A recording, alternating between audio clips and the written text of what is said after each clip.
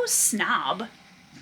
I'd rather say a prose connoisseur. Hey friends, welcome back to the channel. It's Tori, and today we are going to be doing a much requested video about 10 recommendations that I have for those of you who are intrigued by the prose, by the way a story is written, by the way the words fit together so beautifully in a sentence, by the way the dialogue is spun like magic between the characters, by an author who clearly has a mastery of their craft. And that is something that I have found myself falling in love with more and more and more over the years. I never used to think of myself as a prose snob or a prose connoisseur, but this last couple of years, I think I've started realizing how much I notice it and how much I'm willing to pay attention to a well-crafted phrase. So before we get into the recommendations, the first thing I wanted to say was that prose, to me, and how I'm approaching this list of recommendations, is a book that is well crafted in the way it is written in any element, when it comes to descriptions, when it comes to dialogue, etc. There's a lot of different aspects that go into making prose beautiful, whether that is something that's really impactful and profound, something that's really beautiful, something that makes you stop and reread and think about it a little bit more. Any of those options fit into what I consider really good prose. It's not just flowery, poetic descriptions, which I feel like a lot of people, that's the first thing they think of when they think of well-crafted prose. I don't personally think that that is the only element that constitutes great prose. So I've picked a few of my favorite books to share with you guys today, and I'm going to read little sections from each of them, and I think it's going to be fun to show you different, I'm kind of picking different areas of prose to feature with each of these books. Now before we get started, I just want to reassure everyone that we're not going to be reading any spoilers in the sections that I've chosen. Our first recommendation is Senlin Ascends by Josiah Bancroft. This is book 1 in his Books of Babel series, and this is a series that I have grown to love more and more and more the longer I sit with it and ruminate on it. Josiah Bancroft can write some prose, you guys, but not only can he write some beautiful descriptive paragraphs, he can also write some stellar epigraphs. Oh my goodness, his epigraphs in this are so good. And his dialogue between the characters feels so rich and organic and beautiful. I absolutely love it. So I'm going to read you guys a little section from chapter, I don't even know what chapter this is, 7. Senlin was dismayed to discover that Isaac the butler would eventually have to decide whether to support the mercurial mistress in her indiscretion or to reveal the potential affair to his employer, Mr. Mayfair. It was a nightmare. The plot was exactly the sort of tart melodrama he discouraged his students from reading. The subtext was obvious. Love, pure and eternal, reigned supreme. Senlin did not believe in that sort of love, sudden and selfish and insatiable. Love, as the poets so often painted it, was just bald lust wearing a pompous wig. He believed true love was more like an education. It was deep and subtle and never complete. So, Senlin Ascends is the first book, as I mentioned, in a series, and when I first read this book, I had no idea the impact it was going to leave on me. By the time I got to book 4, this series had implanted itself so deeply in my heart and soul. Bancroft does such an incredible job pairing the beautiful descriptive prose alongside these characters that are larger than life, but they feel so incredibly human and ordinary in their way, and that in and of itself over the series becomes very extraordinary. I love this series so much, and one of my favorite things about it was that even in the first book, where I still wasn't entirely sure where I was going to land on it, how I was going to feel about it, the prose never let me down.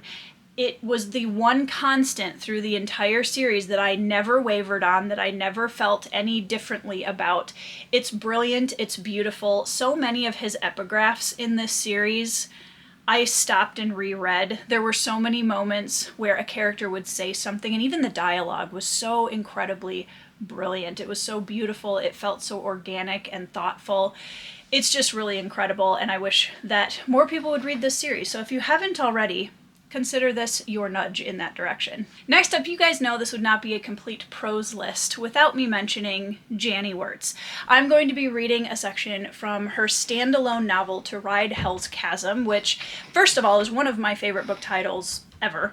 And this is a story that has the feel of a classic fantasy adventure, but it has some of the most intentional prose writing you will ever read in fantasy. It really surrounds a main character who is ostracized from the society he lives in. He is not thought well of by people at large, and it's his journey of taking the reader through the life that he's living and the skills that he has and the things that he's experienced in the face of adversity as he is trying to do the right thing and rescue a princess. Now, I'm going to read from chapter 11, and again, no spoilers. Stars salted the sky over the palace precinct, yet no nightfall had ever seemed black as the one that followed Princess Anya's disappearance. Without news, the rampant explosion of rumors spread a climate of blanketing fear. No carriages rolled in the avenues or pulled up before the marble fronts of the mansions. Shadow and gloom hung over the dooryards, where the welcome lanterns set out for guests should have cast jonquil circles of light. No candles illumined the glass panes of the salons, and no laughter trilled on the air. The peacock splendor of Cecily's court stayed withdrawn behind locked doors on the hour the seneschal hastened to pay his next call. One of the things I love so much about this book and the way that Janny's prose has this evocative way of drawing you in and making you pay attention is the way that she sets a scene, the way that she pulls you in through atmosphere. And atmosphere is something that I think goes hand in hand with prose. It's something that the way an author pulls you into the story and makes you feel like you're walking alongside the characters is often by giving us that deeper look into the description and the imagery that we are facing with the character. And you're going to see me talk about that again with one of my other recommendations. But this book is so beautiful. It is very clear that whenever Janny writes a fantasy novel, every word matters, every sentence matters, every paragraph matters, and that's the beauty of it. From the large scale of the book as a whole, all the way down to the individual words in a sentence, everything is placed with care on purpose. Next up, we are going to talk about By Blood, by Salt by J.L. Odom. You guys know this is one of my favorite fantasy finds of the last few years. And what's so cool about this is that J.L. Odom is actually a veteran who worked a lot in linguistics, which is so cool. And the fact that she is bringing that into this story, you can tell the love of language that is here, and you can tell the way that she lays out the environment for us as readers is coming from a world that she has lived in, that she has felt the sand and the heat and the colors of this world, and is now able to translate that onto page, which is so impressive. Azetla unclenched his jaw. He looked out beyond the marching line to the desert before him, with its violent interruptions of rocky earth. The fierce brown terrain reached up into rugged hills and dipped down into riverbeds. It twisted and curved and cut and broke and stretched out under the sky. For a place that offered few colors more dramatic than the occasional streak of dull red, it affixed eyes to itself in uncanny fashion. All noise dwindled to clinking metal, horse hooves on rock-strewn ground, and the occasional order to halt and drink water.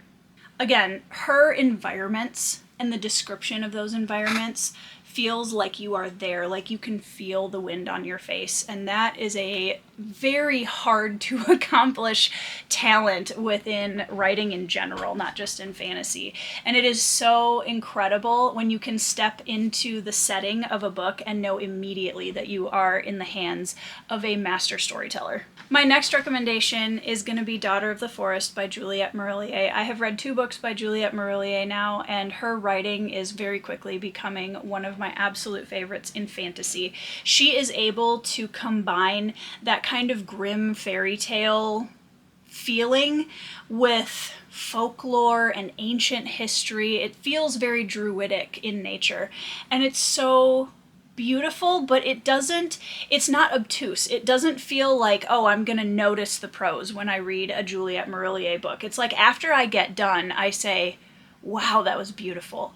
And I love that it is hidden in the story. It's the kind of prose that doesn't call attention to itself, but it just sort of sweeps you along through the narrative, and at the end you kind of realize how incredible the journey was.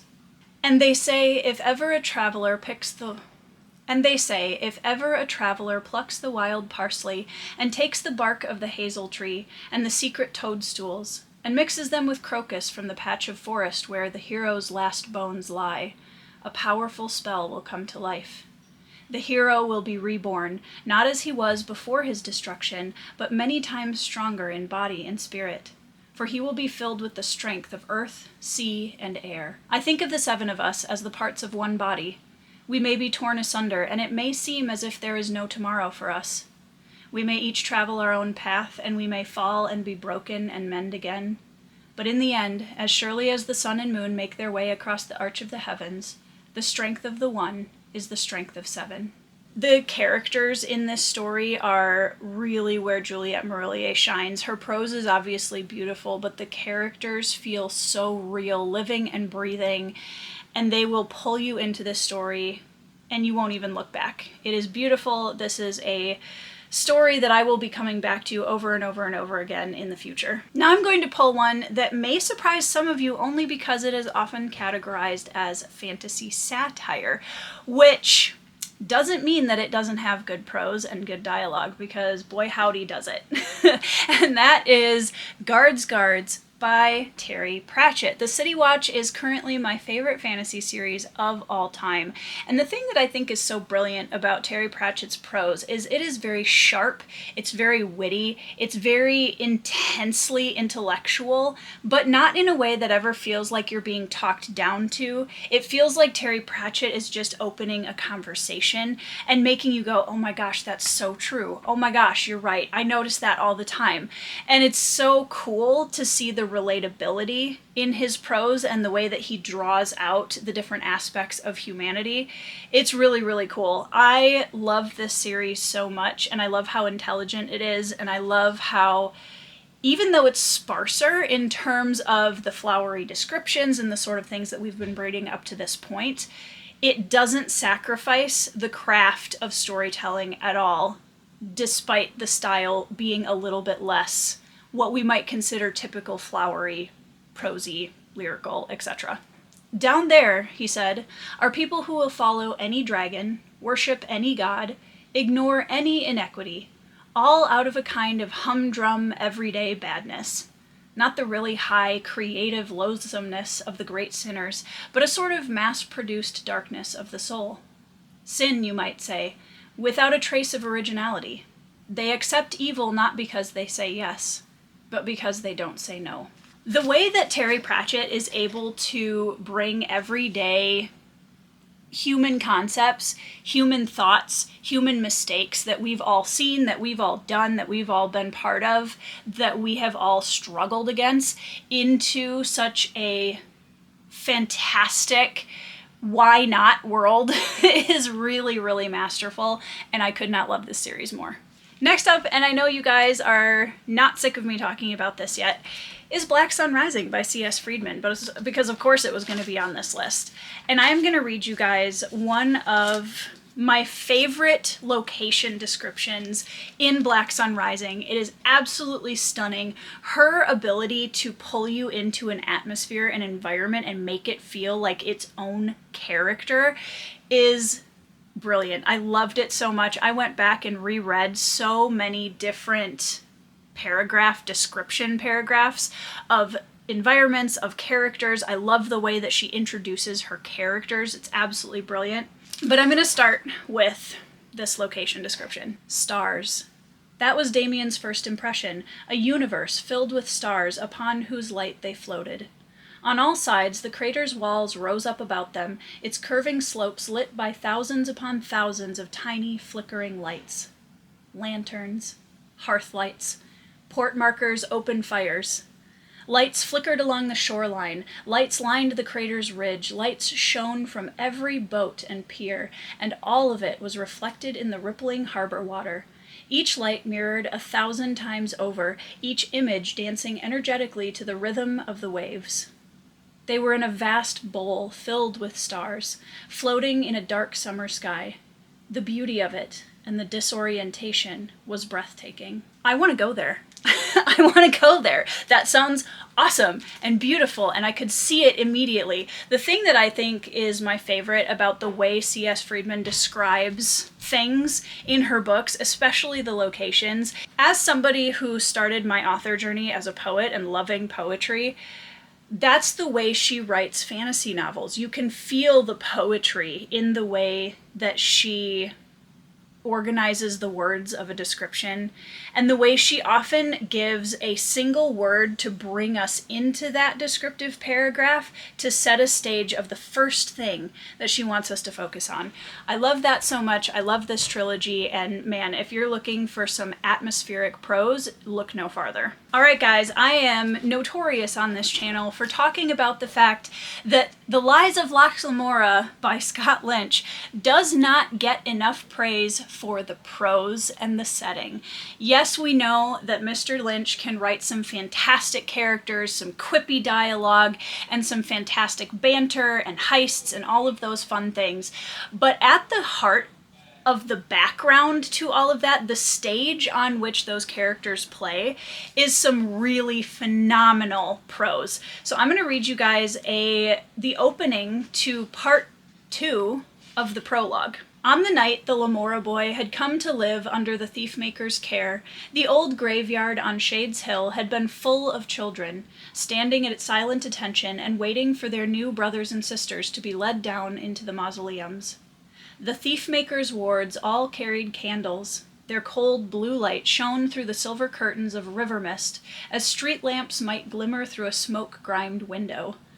A chain of ghost light wound its way down from the hilltop, through the stone markers and ceremonial paths, down to the wide glass bridge over the coal smoke canal, half visible in the blood-warm fog that seeped up from Camor's wet bones on summer nights. Again, the description, the introduction to these locations, telling us so much about the place, about the characters in it, and inviting us in and saying, this isn't just a story you can read, this is a story that you can walk into, for better or worse. But that's one of the things that I always want to bring up about The Lies of Lamora, is that while yes, at its heart, it is a very character-focused story, it doesn't sacrifice prose to give its characters that larger-than-life quality. And in fact, the setting and the world behind them, in my opinion, matches the level that those characters ascend to. Next up, we have The Curse of Chalion by Lois McMaster Bujold. This was a book that really surprised me. I thought I was going to enjoy it. I had no idea how much of a masterclass in prose writing I was going to get, and the way that she writes her characters within that prose, and again, that's the thing that you're going to see as a through line with a lot of these stories, is I love stories that have big character presence, character-driven storytelling. And I also love when an author can match the level of character focus with some incredible prose to bring them to life. And Lois McMaster Bujold certainly does that in Curse of Chalion. The, again, environment that she creates through the prose, the way that she addresses the relationships of the different characters through the prose in this book is truly breathtaking. Her tone and terms were a bit more double-leveled than he'd expected. His ironic return bow from his seat on a chest drawn up to her table's other side was pulled shorter and a little less apologetic than he'd intended by the yank of his adhesions. "I trust that I am not a complete lout, but if you desire a man to tell you comfortable lies about your prowess, and so fetter any hope of true excellence, I'm sure you can find one anywhere. Not all prisons are made of iron bars. Some are made of feather beds." The conversation that little section is part of between Kazaril, our main character, who's kind of a mentor character, and a young royal is so powerful. It's so beautiful. She takes him off guard. He takes her off guard in terms of what they expect from each other. And it's just a really powerful way to begin building the relationship that is one of the core relationships of the story. Absolutely beautiful work by Lois McMaster Bujold, and I cannot wait to reread this book. Another author without whom this list would be entirely incomplete is Robin Hobb. So I'm going to read you the very opening of Assassin's Apprentice because it has one of my favorite quotes from all of Assassin's Apprentice right away at the beginning, and it really sets up the tone and the heart of the first-person narrative that she uses in this book. My pen falters, then falls from my knuckly grip, leaving a worm's trail of ink across Phaedron's paper. I have spoiled another leaf of the fine stuff, in what I suspect is a futile endeavor. I wonder if I can write this history, or if on every page there will be some sneaking show of bitterness I thought long dead.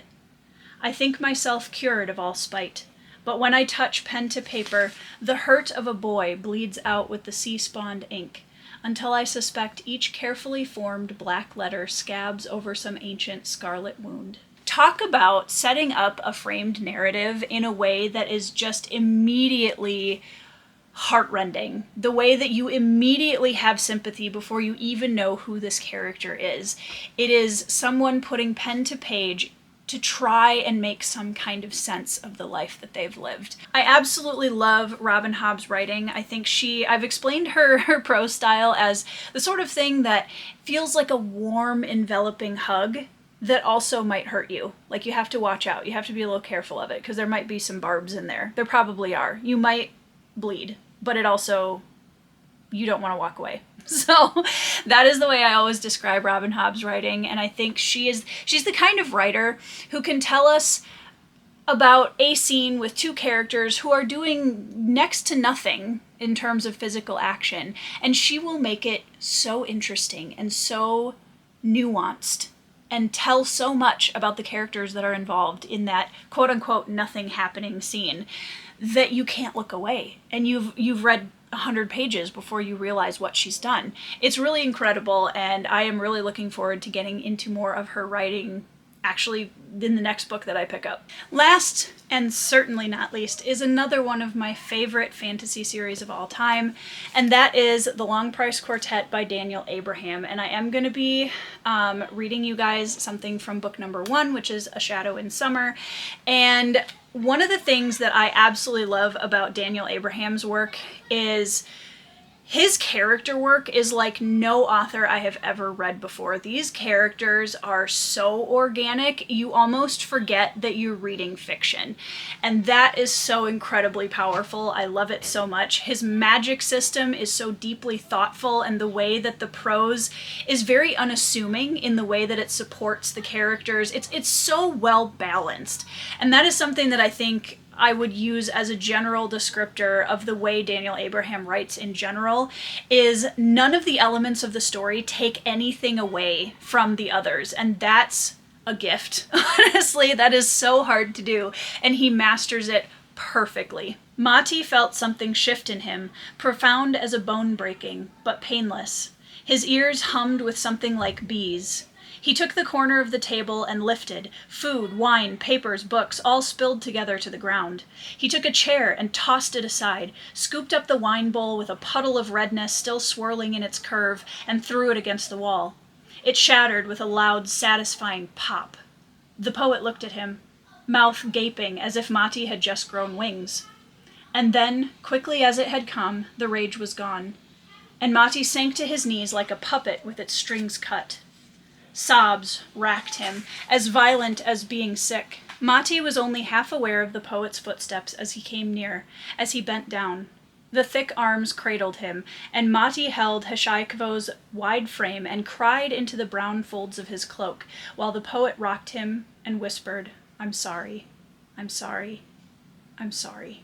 You guys, this series, this quartet is something that builds and builds and builds on itself, and it didn't take me very long while reading this to put down my critical analytical brain and just recognize that I was learning something while I was reading the work of Daniel Abraham.